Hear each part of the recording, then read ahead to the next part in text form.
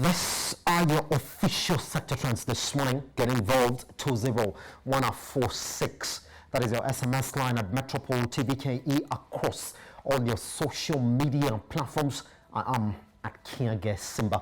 Hashtag business I am. Let's keep talking. Now, determination of a specific business industry niche is the target of every small or big business in any economy. However, before attaining this level, the Rec Banker maintains that every business has to find a way to work with their teams if indeed they have to move from miserable to visible. Now the question, however, is what businesses have to do to graduate to a visibility level in their niche market that will help them dominate their market. To help us understand the intricacies involved with the visibility for smaller businesses, we are joined by the man himself behind that quote, the Rec Banker, who is the regional director, the Alpha Group. Mr. Banker, good morning, sir. Good morning, Simba. Happy to have you around. Now, let's get into that. And I want to start with that quote. But you have to work with your teams to move from a miserable to visible. It looks simple, but it's not. Can we start from there? Well, thank you for bringing that up straight off the bat. I don't know if that quote is directly attributable to me, but I will talk about it. I think in this day and age where there is so much noise, where as a small business owner, as an entrepreneur, as a business leader, you need to raise your head above the parapet. Visibility is absolutely key. Now, I talk about going from miserable to being visible in the sense that if you are not visible to your target market, by the way, visible for the right reasons, being seen, being heard, and ultimately being remembered for the right reasons, then your product or your service might wither and die. Sad to say. Visibility is key. Visibility is key. All right, let's get into a visibility question then. Mr. Banker, I mean, you like to think that a business would understand why they need visibility. But the question therefore becomes, what sort of visibility do you need as a business within your niche?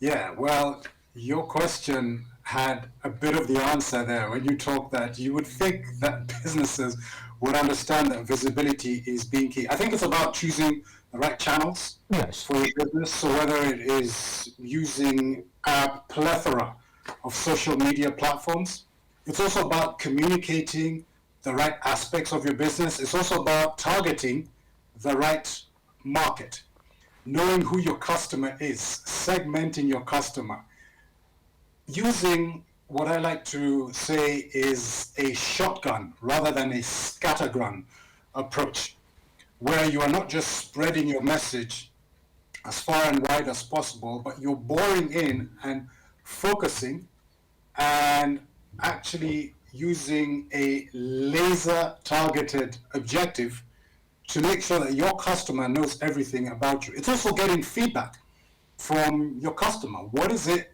that your customer does? What platforms are they on? What do they do?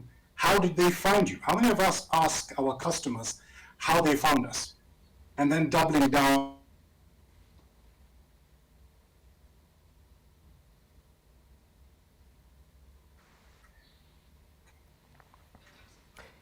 Yes, Mr. Banga, I must have lost you towards the end there, but the point was quite made from that. It's a good thing that we're talking about that communication aspect there for Mr. Banga this morning, which is also a very critical point as well. Does it mean that you need special talent within your business to actually therefore establish this proper communication with your customers, and which areas in communication, because I think that is what you're saying is going to improve that visibility to your clientele, do you need to invest in? So Simba, you don't need to have a quote-unquote special talent for this. All of the tools that are available to us are as simple for anybody to be able to use them, whether it's using social media platforms or platforms on video or platforms like this that we are using. but there are also experts out there. And again, you don't have to spend a ton of money getting somebody in PR to do this for you. There are platforms like Fiverr where you can get people who can do this at a cost-effective or in a cost-effective manner for your business. For example, here with the Alpha Group, we're offering an opportunity for business leaders to come together, CEOs, directors, people who run their own organizations, to get together in a forum where we can talk to each other about the challenges that we have in our businesses, where we can work on certain aspects of our business, whether they're structural, operational, financial. And all of these are cost effective. And no, you do not need to have a special talent. I Yes. hope that answers that. Yes. Yes, but does it also stress on the importance of going through some of the help that, let's say, that the Alpha Group might actually give these businesses to? Does it also tell you that, well, despite the fact that you don't have to spend so much on it, you gotta train on it, you gotta learn on it? Is that what you're trying to say? Well, once you start working on a particular area, so whether Yes. it's a particular, marketing strategy or any sort of brand visibility that you're taking, absolutely, you can then hone down and become really good at it. But I think the point I'm trying to make here is that this is not an inherent skill that you need to have, because groups like the Alpha Group, platforms that are out there, are made and designed so that even somebody who doesn't have an expertise in that area can quickly and easily use them. Now, it goes without saying, once you start being able to, let's say, use LinkedIn as one of your platforms to increase your visibility, or writing in blogs, or contributing to articles to various magazines, online or otherwise, then the more that you do that, inherently, the better that you will become. Visibility. When I look at it, Mr. Banker, I understand it in a sense of business. It's getting seen, it's being available more than your competition is, especially in relation to a specific industry or niche when it comes to that sense. Then how do you go about understanding what your competition in that specific industry or niche is not actually doing better, and sort of maximizing on that weakness to your own advantage to become more visible? Right, so these are things that we learn either in business school, you can call it entrepreneurship 101, where you do a SWOT analysis, the strengths, your weaknesses, the opportunities and the threats, and that's something that any business owner should do. I think it starts first of all as an entrepreneur with putting together, particularly if you're a startup, with a good business plan. Now, part of putting together a good business plan, Yes. inherently, Pretty much. All right, let's move on to the next part of the question that somebody want to ask you. Mr. Banga, it looks easy when we're talking about learning what your competition is doing and then sort of putting your business plan together.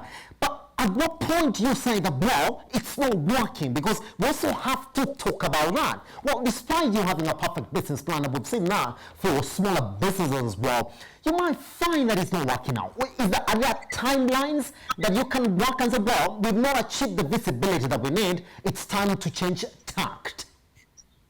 Simba, I would hate to tell any entrepreneur out there that your business is failing, maybe you should move on. Certainly there are realities that we have to face. Yes. As business owner. As a business owner, you do have to face the reality, whether your business is viable or not. One of the things we do at the Alpha Group, for example, is that as we get together as business leaders and we work on our challenges or issues or opportunities in our business, we're able to give each other feedback on whether I should choose maybe this strategic alliance, whether I should stop perhaps this particular product, maybe I should venture into this new service.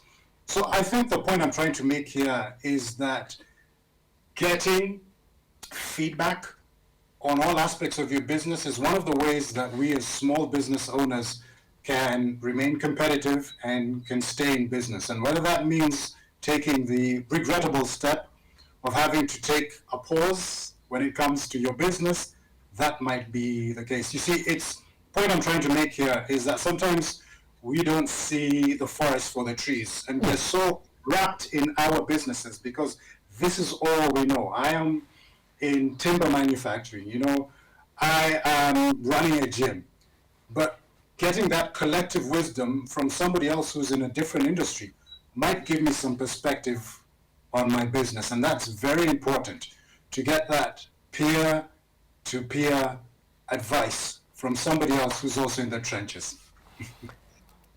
Visibility would also mean, Banga, that, well, whatever you're offering is exactly what your customer needs at that time and for the foreseeable future as well, that you have to keep on evolving to see exactly what your specific market needs are. Is that a challenge for smaller businesses looking to actually understand what the market needs, or it's actually for you to say that before getting into business, I'm going to hit it spot on if I get into proper research? It's never that easy going into business. Yes. And just look at the Black Swan event that we experienced last year, and many of us are still experiencing, as business owners, we're experiencing today. Some of these things hit us sideways. I think the smart thing to do is to begin to prepare yourself for unexpected events that might change the business. Yes. We go into business thinking that we are going to expand our businesses are going to grow, and very often the path is not that easy. What we need to do is, again, be able to stop, take a pause, perhaps get advice from people who are in business. It could be a similar industry or it could be in other industries, and then take that advice on board and then pivot and change. Is it easy? Sometimes that might not be the case, and sometimes we do need to make that pivot or to make that change. A lot of businesses have had to reinvent in the wake of what happened last year. A lot of us have had to reevaluate our models. A lot of us have had to dust off our old business plans that we had put into place, and we are now putting our best foot forward as we go into 2021 and beyond, so that our businesses can not only survive but can thrive as well. Talk to smaller businesses, Mr. Bangan. I know you speak to a lot of them as well within the Kenyan economy. That was saying that one of our biggest challenges, especially for us or towards achieving what it is that we want to achieve, is capital. How much is capital a factor in visibility, especially for a business operating in the Kenyan environment?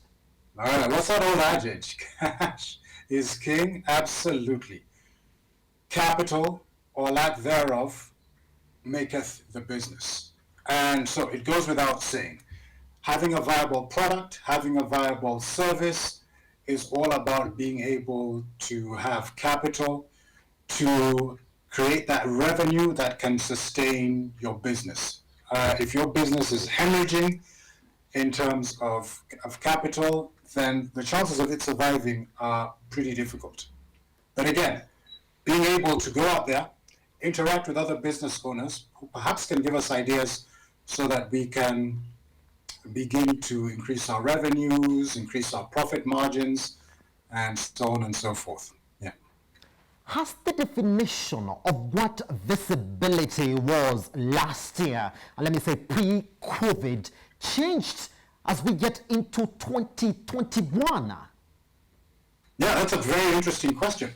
Has it changed? I'd like to think that it has changed. Yes. Because regrettably, there are some businesses that unfortunately were not able to survive.